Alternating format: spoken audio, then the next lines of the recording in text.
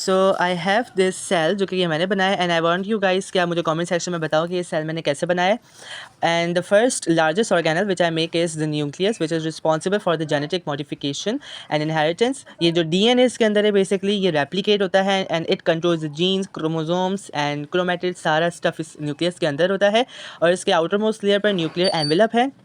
Then I make this thing जो कि आपको एक लंबी सी script which is in pink colour जिसमें आपके पास डॉट डॉट से दिखाई दे रहे होंगे पर्पल। अच्छा, पर्पल डॉट्स हमारे पास राइबोसोम्स है which is responsible for the synthesis of protein. Protein बनाते हैं राइबोसोम्स। और ये जो लंबी लंबी सी स्ट्रिप्स हैं, I can say pink script जो राइबोसोम्स इस पर अटैच है, it is called rough endoplasmic reticulum which is attach to the nucleus and continuous with the nuclear envelope. और ये रिस्पॉन्सिबल है for the synthesis and processing the proteins. वहाँ पर हमारे पास एक और एंडोप्लाज्मिक रेटिकुलम है जो कि न्यूक्लियस से फार अवे है और ना ही इस पर कोई राइबोसोम अटैच है। It is responsible for the synthesis of lipids. ये लिपिड्स का सिंथेसिस के लिए रिस्पॉन्सिबल होता है।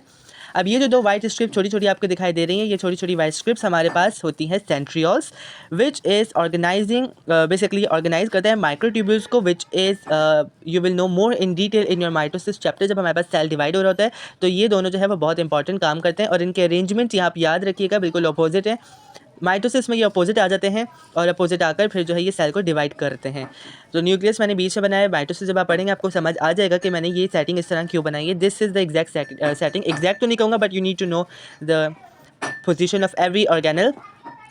अच्छा, ये जो चीज़ मैंने बनाई है this is called the lysosomes. और लाइजोसोम्स का फंक्शन क्या होता है, it break down the cellular waste. जो हमारे पास सेल्यूलर वेस्ट होता है ये उसको ब्रेक डाउन करता है, रिसाइकिल करता है मटेरियल्स को। प्लस इसके अंदर हमारे पास एंजाइम्स हैं, ठीक है, हमारे पास इसमें अंदर एंजाइम्स भी होते हैं बहुत सारे और ये रिसाइकिल करता है मटेरियल्स को। ये जो दो चीज़ें मैंने बनाई हैं ये आपको पता होगा, if you are in A2 आपको ये पता होगा कि ये है mitochondria.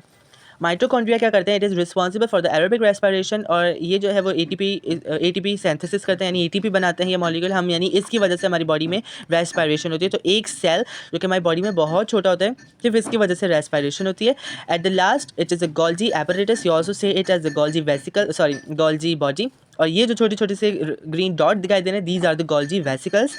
Golgi body modifies packages and transport the proteins and lipids. जो प्रोटीन्स ये बना रहा है और जो लिपिड्स ये बना रहा है ये उसे ट्रांसपोर्ट करती है।